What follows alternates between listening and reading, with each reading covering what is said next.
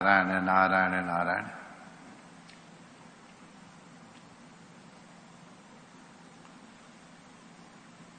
भगवान अपने भक्तों की रक्षा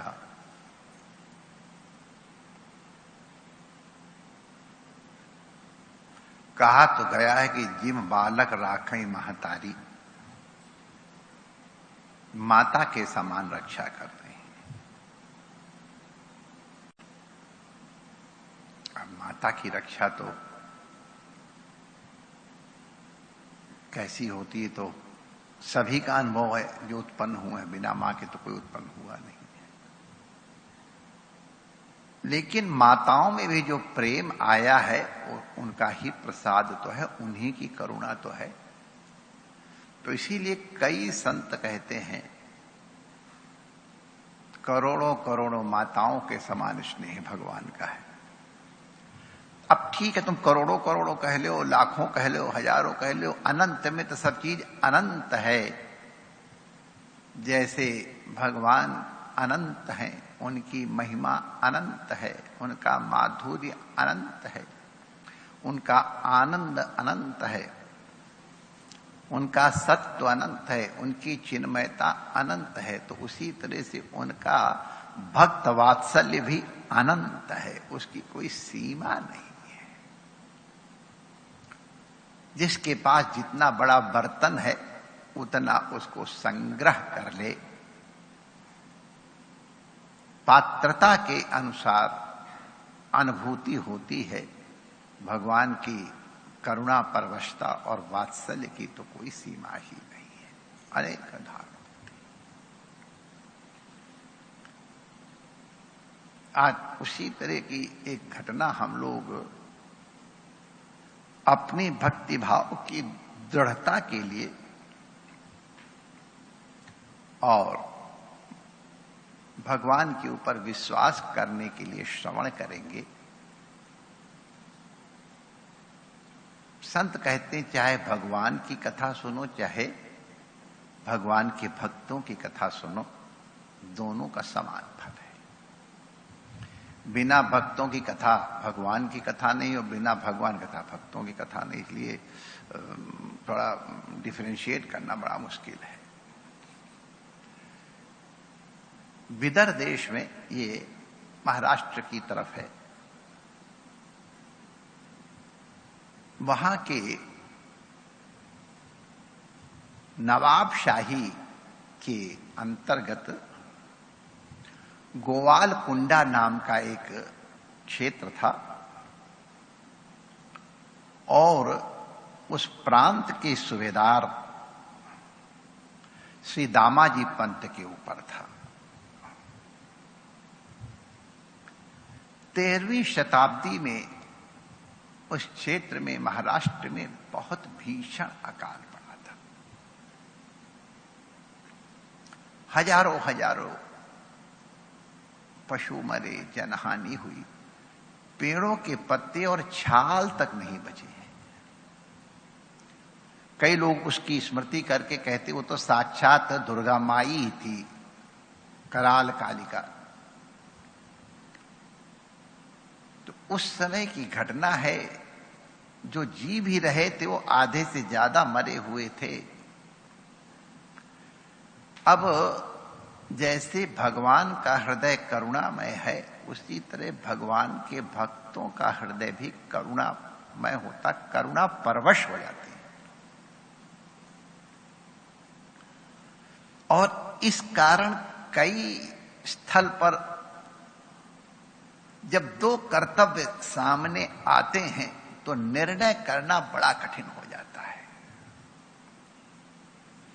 ऐसे समय में विवेक और भगवान की आस्था ये संबल होती है।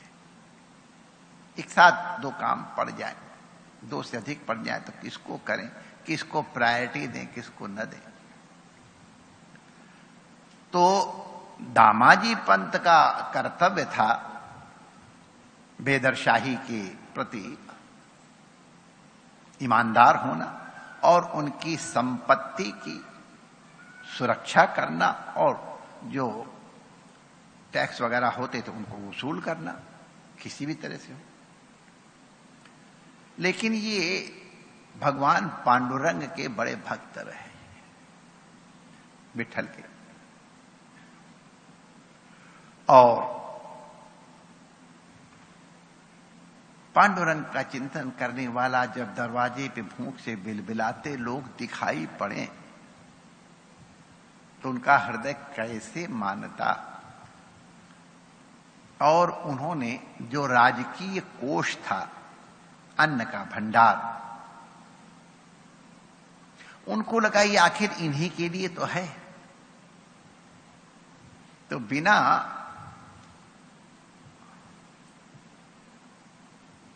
उस सुल्तान की आज्ञा के ही और उन्होंने अन्न का भंडार खोल दिया, भूखों में बांट दिया और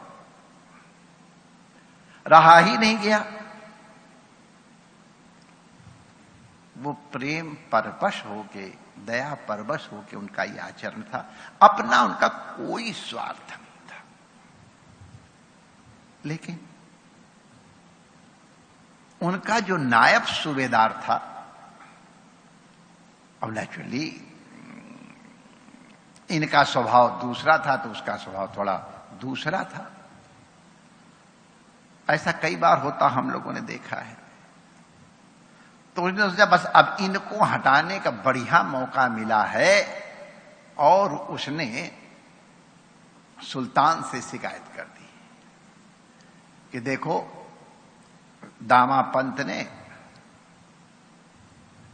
सब गुंडे लफंगों को पूरा आपका अन्न लुटा दिया है। जब शिकायत करनी होती, चुगली करनी होती, थोड़ा सा नमक मिर्च लगाना पड़ता है ना। चाट स्वादिष्ट तभी होती है जब ऊपर से थोड़ा मसाला और मिर्च डाली जाए। कई लोग तो मांग लेते हैं, अरे थोड़ा मिर्च और डालना, थोड़ी चटनी और देना भैया। तो चटनी नमक मिर्च लगा करके किया जाता है और उसका प्रभाव भी पड़ता है। तो जो सुल्तान था उसकी बुद्धि बिगड़, उसने कहा ये उसकी हिमाकत। 1000 सैनिकों के साथ अपने सेनापति भेजा, जाओ उसको कैद कर लाओ।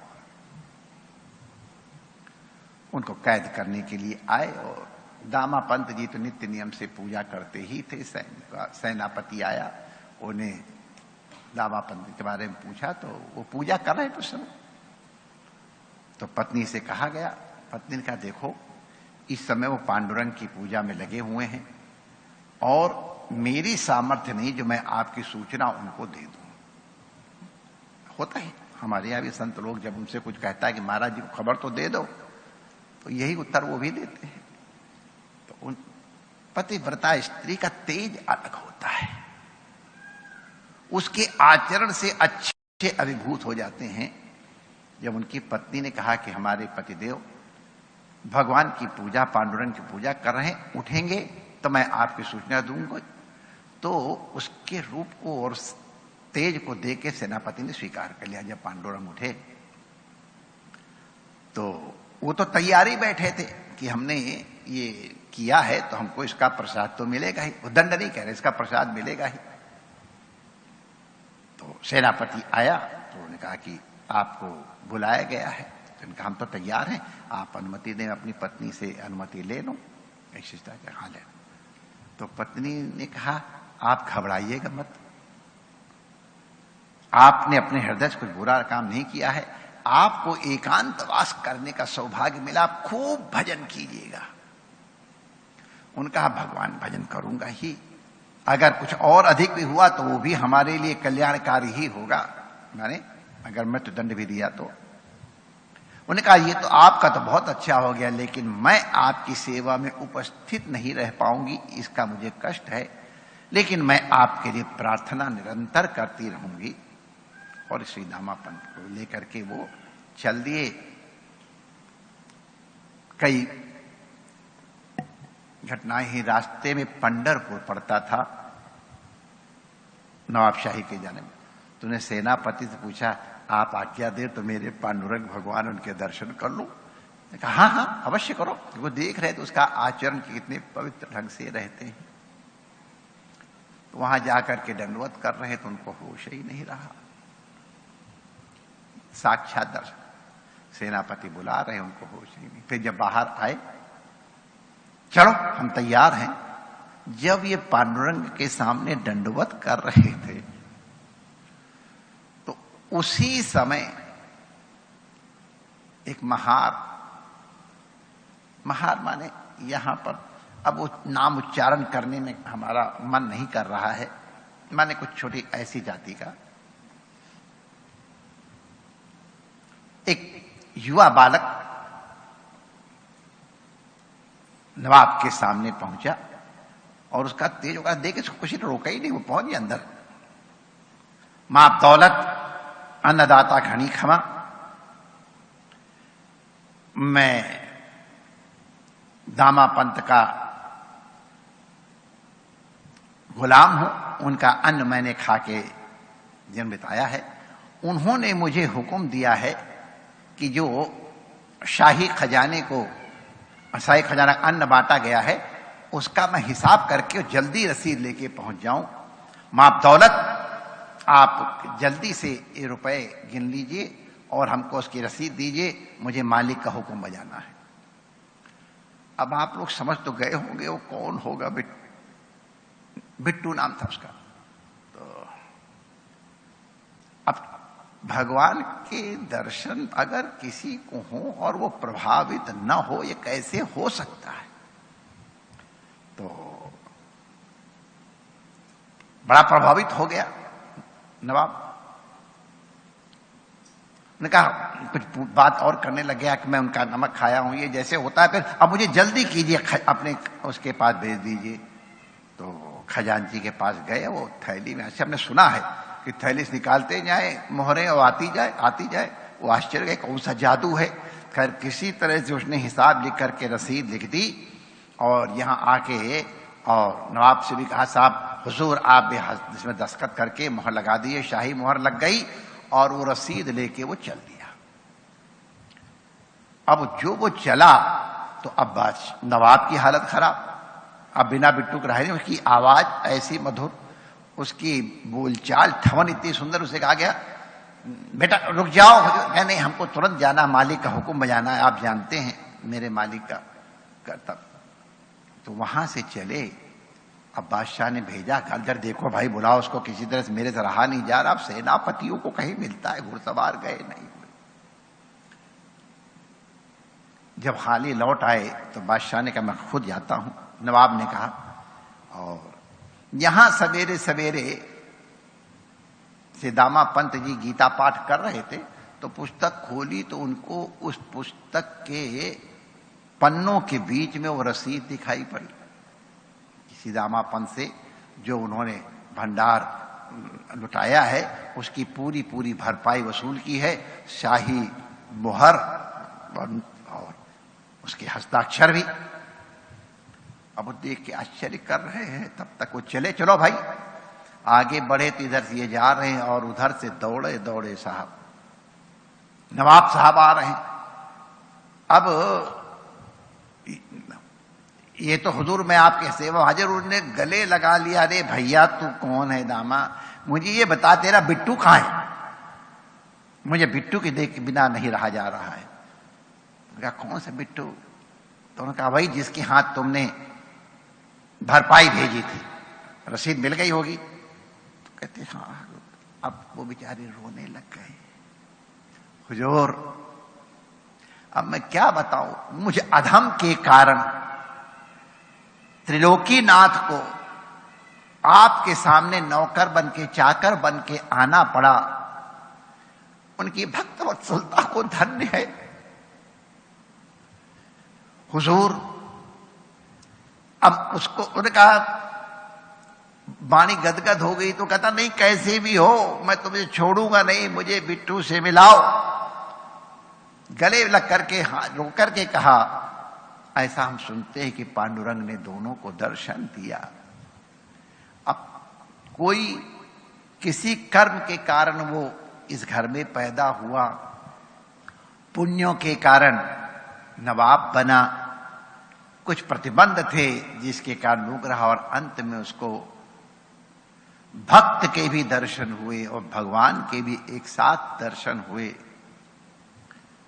कर्मों का कुछ पता नहीं चलता। हमने कहीं पढ़ा था कि अकबर भी कोई ब्रह्मचारी थे और भोजन में कुछ दूध पीने में प्रतिवाय हो गया था, जिसलिए उनको यमन घर में उत्पन्न होना पड़ा, लेकिन फिर भी उनकी महिमा अपरंपार थी। तो उसी तरह संभवतः भक्त के माध्यम से उस नवाब का भी कल्याण हो गया।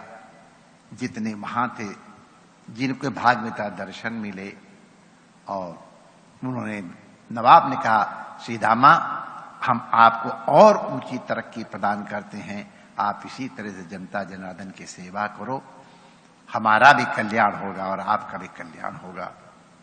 कहने का आशय क्या है? सत्कर्म करने वो तो तैयार थे। उन्होंने कहा अगर फांसी भी हो जाएगी तो क्या बिगड़ेगा, जेल में रहूंगा तो भजन करूंगा, लेकिन दया कैसे छोड़, दया नहीं है क्यों? एक्चुअली वो अपनी पीड़ा दूर कर रहे थे। उन भूखे प्यासों को, तड़पते बाल बच्चे वालों को, बूढ़ों को तड़पते देख के उनके हृदय में पीड़ा हो रही थी। उस पीड़ा की निवृत्ति के लिए उन्होंने प्रयास किया। ये भगवान के भक्त की पहचान है। भगवान का भक्त भगवद आश्रय लेके जो भी सत्कर्म करता है, भगवान श्री विठलनाथ रमण बिहारी रण में वन में हर जगह उसका जो बालक राखे महतारी की रक्षा करते हैं।